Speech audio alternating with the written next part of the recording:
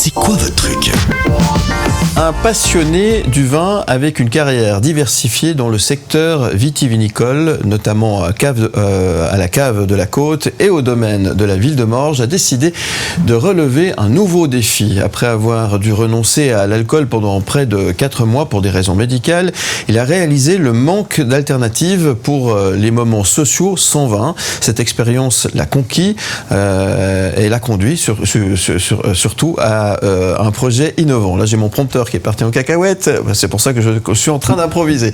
Un projet innovant, une création d'un centre de désalcoolisation de vin en Suisse. Ce projet, qui a déjà obtenu de nombreux soutiens, vise à offrir aux producteurs locaux la possibilité de développer des vins sans alcool de qualité, répondant ainsi à une demande croissante et à un besoin de modernisation technologique. L'objectif n'est pas de bouleverser l'industrie du vin suisse, mais d'ajouter une nouvelle option pour les consommateurs. Ce projet invite les acteurs du secteur à s'unir pour innover et répondre aux nouvelles attentes du marché. Je reçois ce matin Marc Vicari, initiateur de ce projet. Bonjour et bienvenue. Bonjour Philippe. Merci Marc d'être là ce matin pour nous parler de ce beau projet. Quand on dit enlever l'alcool dans le vin, ça peut surprendre et pourtant c'est tout à fait réalisable. Mais est-ce que ça reste du bon vin quand même ? Alors c'est souvent la question qu'on me pose et moi je réponds il faut goûter. C'est comme dans tout, hein. C'est comme la personne qui me dit j'aime pas le vin, j'en ai goûté un jour mais j'ai pas aimé le goût. Il faut goûter, puis il faut tomber aussi sur les bons vins, on va dire alcoolisés normaux, puis aussi les bons vins désalcoolisés. C'est un peu ça que je recommanderais. Ouais. Et le goût certes il est différent, mais ça reste toujours l'expérience vin. C'est surtout ça qui est intéressant dans le vin sans alcool. D'accord. Donc. Alors si on doit faire un comparatif entre la bière sans alcool qu'on connaît et le vin sans alcool, la bière sans alcool a quand même un peu le goût de la bière. Est-ce qu'avec le vin c'est la même chose ? C'est la même chose, oui. C'est la même chose. Hein. Oui. Donc c'est vrai, on donne toujours ce comparatif avec la bière parce que la bière ça fonctionne très bien. Je pense que tout le monde est un peu au courant que la bière sans alcool maintenant c'est un créneau dans lequel il y a beaucoup de brasseries qui se sont aventurées avec succès. Et le vin ça fonctionne très très bien, mais pas encore en Suisse. C'est pour ça qu'on va amener ce projet de désalcoolisation. Et au niveau du goût, il faut comparer ce qui est comparable. La bière, c'était initialement avec la bière avec alcool, ça restait quand même une boisson. Le vin avec alcool, on est plutôt dans une boisson un peu plus sacralisée. Et le vin sans alcool permet de redescendre, si tu veux, le vin au niveau justement de cette boisson, au niveau boisson, mais avec l'expérience vin. Donc ça veut dire l'expérience avec le verre, comme on voit maintenant, avec le partage et voilà, tout ce qu'il y a autour du vin, et surtout au niveau du repas aussi. C'est ça qui est intéressant. Culturellement, nous, on est ici plus habitués à partager avec un bon plat, un verre de vin. Et c'est vrai que si on se retrouve à midi et que maintenant on travaille plus facilement avec nos cerveaux, si l'après-midi on va avoir toutes nos capacités, des fois on a tendance à se dire non, je prendrai de l'eau. Et c'est des fois un peu dommage de passer à côté d'une expérience complète, repas et vin, afin d'être satisfaire au mieux ses sens. Alors qu'on dise des épicuriens, parce que toi tu es un connaisseur, tu connais bien les vins, effectivement, donc tu as certainement testé un peu tout ceci auprès de connaisseurs, des spécialistes, alors que ce soit spécialiste des grandes tables, un restaurateur ou un cuisinier, et même un sommelier, pourquoi pas. Quel retour il y a ? Ils sont surpris, c'est quoi la réaction ? Alors déjà, moi-même, je prône la modération, donc je prône le sans-alcool avec modération, comme le vin avec alcool avec modération, donc, et je suis surpris en bien, on va dire, je suis bon vaudois pour ça, c'est que ça a été bien reçu, et je pense que le projet, il aurait été, il y a 4 ans ou 5 ans plus tôt, on aurait été trop tôt, maintenant on est vraiment dans, je pense, un changement aussi du paradigme, on comprend aussi que les nouvelles générations appellent d'autres types de boissons, que le vin, en tout cas au niveau de sa quantité, lequel on pouvait boire ça auparavant, maintenant elle n'a plus tellement autant le droit de citer qu'il y a peut-être 50 ans, 60 ans derrière, donc il faut s'adapter. Donc au niveau du retour des professionnels, j'ai de très bons retours, donc pour l'instant le projet est bien lancé. Boire un verre c'est un plaisir, cette notion de plaisir elle reste avec ce procédé. Tout à fait. Et ça c'est important évidemment. Alors voilà, c'est surtout au niveau du repas et qu'on s'aperçoit que le vin sans alcool a vraiment son droit de citer. D'accord. On est d'accord que ça ne devient pas du jus de raisin, même si fondamentalement c'en est. On est d'accord, mais c'est pas, sans vouloir faire un comparatif, c'est pas du grappillon. Alors ça c'est aussi la première chose que j'entends. Je dis mais tu fais quoi ? Tu fais du jus de raisin ? J'ai dit jus de raisin. C'est vrai que là tu as cité le grappillon. On en parle depuis maintenant. C'est quelque chose qui existe. Oui. Alors le vin sans alcool, pour cadrer, c'est un vin qui initialement donc a été fermenté, qui a eu de l'alcool et qui est désalcoolisé. Voilà. Et automatiquement, c'est c'est tout ce qui s'est passé au niveau de la fermentation se retrouve aussi dans le vin sans alcool. Donc on ne peut pas comparer un vin sans alcool avec un mou de raisin. Ça n'a rien à voir. Il y a par contre des sensations qui peuvent être similaires du moment qu'on n'a pas d'alcool et peut-être une sucrosité des fois qui est rajoutée ou pas. D'accord. Maintenant, alors c'est un procédé qui peut fonctionner sur tous les cépages, sur tous les vins. On parle de vin suisse là, en l'occurrence. Alors, en l'occurrence, le vin suisse, on manque cruellement d'expérience puisque c'est un projet qui débute. Après, moi, je réponds justement sur tous les cépages. Alors, je pense que c'est une question aussi d'expérience. Maintenant, c'est clair, si on parle d'un cépage roi ici, qu'à droite cité en Suisse, c'est le Chasselas. Oui, justement. Donc, voilà, et c'est vrai que là, du point de vue aromatique, le Chasselas n'est pas le plus expressif puisque c'est vraiment un vin de terroir.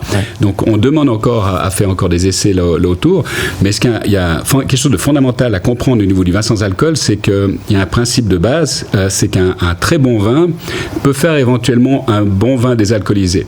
Donc, ça laisse très bien imaginer qu'un vin, disons, d'une qualité un peu moindre, ou voire médiocre, va faire pas forcément un très bon vin désalcoolisé. Donc, il faut privilégier vraiment une qualité de base, un aromatique. Donc, voilà, c'est vraiment des vins qui sont aussi destinés à citer sur une table, mais avec un prix qui n'est pas forcément le meilleur marché. Le vin sans alcool bon marché en Suisse, j'y crois pas. D'accord. Mais tous les vins pourraient passer par ce système de désalcoolisation, c'est possible. Je vais arriver avec un Pétrus. Alors là, on se fait...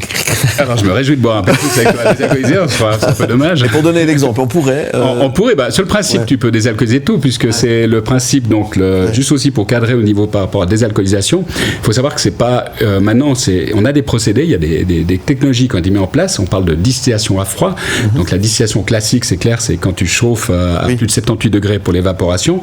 Et la distillation à froid, le principe, c'est de faire sous vide, avec des pompes sous vide, de descendre justement cette évaporation de l'alcool. Donc du coup, on ne fait pas du vin cuit et on essaie de garder au maximum l'aromatique et l'expression organoleptique du vin. Donc ton Pétrus que tu vas faire désalcooliser, c'est clair que... Alors je trouvais ça un peu dommage. Jamais ça. Moi non plus. Donc il faut savoir que, comme je dis, je prône la modération.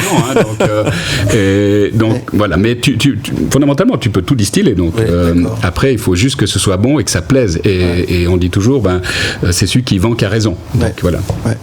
Bon, c'est un énorme défi de se lancer, parce qu'il y a plein d'a priori autour de ceci, autour du vin, justement, toucher quelque chose, c'est un peu sacré saint, attention, oulala, qu'est-ce qu'il est en train de nous faire, j'imagine que c'est pas simple. C'est quoi les retours que tu as aujourd'hui après quelques mois? Les retours, il faut aussi se rendre compte que de ce qu'on parle maintenant de vin désalcoolisé, qu'on en parle un peu plus maintenant que le projet est lancé ici en Suisse, c'est que ça existe déjà, moi je réinvente rien, je veux juste implémenter ici une technologie qui existe à l'étranger, justement cette distillation à froid, de le mettre justement à Perrois chez un partenaire, qui permet justement après de donner l'accès à la production suisse. Maintenant, si vous allez dans, par exemple, la grande distribution, si vous voulez demander du vin désalcoolisé, on va vous proposer du vin désalcoolisé étranger.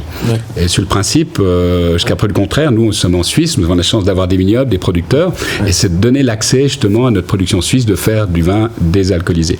Donc, que ce soit les producteurs, je veux dire, c'est un plus à la fois pour les producteurs, ça leur offre la possibilité d'avoir une option supplémentaire dans leur production. Un créneau de plus. Voilà, il y a 50 ans, on se posait la question, est-ce qu'on va faire du rosé ?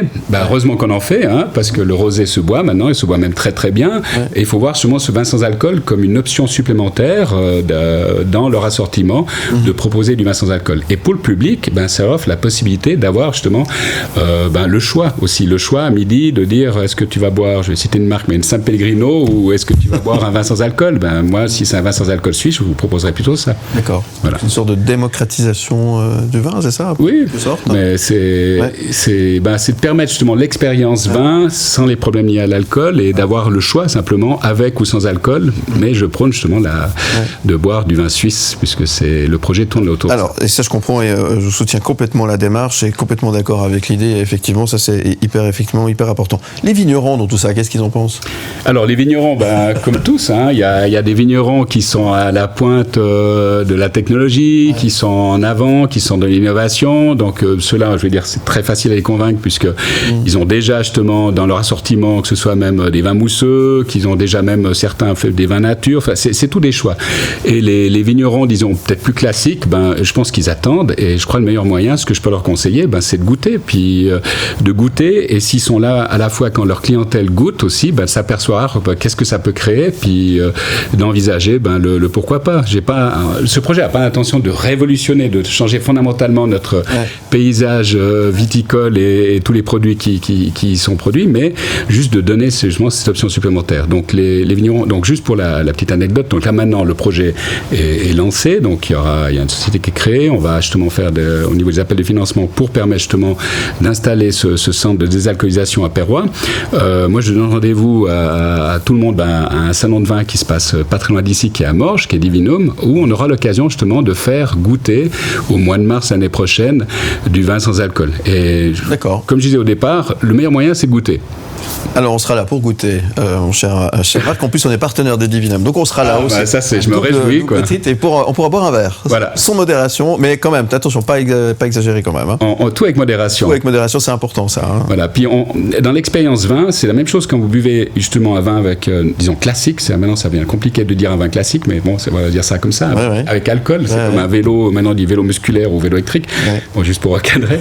Mais c'est automatiquement lorsqu'on va goûter un vin sans alcool, on va chercher à comparer. Ça, c'est naturel puisqu'on a des référentiels. Mais si on se donne la possibilité après de regoûter, de prendre ça intrinsèquement une boisson à part et dire est-ce qu'elle est bonne et est-ce qu'elle n'est pas bonne, et aussi une chose qu'il faut se dire, est-ce que c'est utile ou pas utile. Donc c'est la question qu'il faudra se poser. Et à Divinum, lorsque j'ai l'occasion de venir déguster des vins sans alcool, en l'occurrence un vin qu'on a produit maintenant avec Cave La Côte, donc il y a un rosé qui a été produit pendant ces vendanges 2024 qui va être désalcoolisé. Il faut de le faire ici en Suisse, ce sera désalcoolisé à l'étranger, on va faire venir ici le vin, on va le commercialiser, donc c'est un non-sens, je veux dire, du point de vue de la durabilité et du point de vue économique, mais c'est un début. Mais c'est un début, justement, pour permettre après, par la suite, d'avoir le centre ici, et donc de faire déguster ce vin, donc au mois de mars l'année prochaine, je crois que c'est à partir du 26 mars jusqu'au 31 mars, il y a le salon Divinum, et là vous aurez l'occasion de déguster ça. Il y aura aussi des vins allemands, puisque j'ai la chance de connaître justement des producteurs, et notamment aussi en Allemagne, qui font de très bons vins désalcoolisés, et là il viendra justement expliquer encore ces vins. Il y aura des blancs, des rosés et même des rouges qui sont assez surprenants. Extraordinaire. Merci beaucoup Marc Vicari d'être venu nous parler de ce beau projet. Qu'est-ce qu'on peut souhaiter à Marc Vicari aujourd'hui ? Alors, on peut me souhaiter simplement bonne chance, on va dire c'est comme ça, parce que c'est un projet qui veut justement rallier du monde. Je rappelle aussi qu'il y a si vous avez l'occasion d'aller sur un site internet qui s'appelle La Vigneronne, donc je place lavigneronne.ch, il y a un crowdfunding qui est en place justement pour faire de la recherche et développement avec Changin. Ça, c'est crowdfunding fini à la fin du mois. S'il y a un mécène qui nous écoute, s'il veut sponsoriser notamment un appareil pour faire des micro-distillations, il sera bienvenu, puisqu'on lance justement cet appel de fonds pour ça. Mais sinon, bien sûr, on aura des fonds par la suite qui sont alloués, que ce soit au niveau fédéral ou cantonal, au projet. Donc, ce qu'on me souhaite, ce sera de vous rencontrer tous pour l'année prochaine, vous faire déguster et découvrir des vins sans alcool suisses. Voilà. Avec plaisir, j'ai hâte d'y goûter, en tous les cas. Merci beaucoup. Merci de l'accueil. On fait le lien sur le site mlemedia.ch, évidemment, où vous aurez l'occasion de pouvoir retrouver le podcast en images, évidemment, de ce sujet avec Marc Vicari. Merci beaucoup. Et santé alors ? Alors on peut les déguster maintenant. On va déguster ? Oui. On va déguster, ça marche. À très bientôt. Merci. Marc Vicari. À très bientôt sur mlemedia. Vous restez avec nous. On revient dans un instant. À tout de suite sur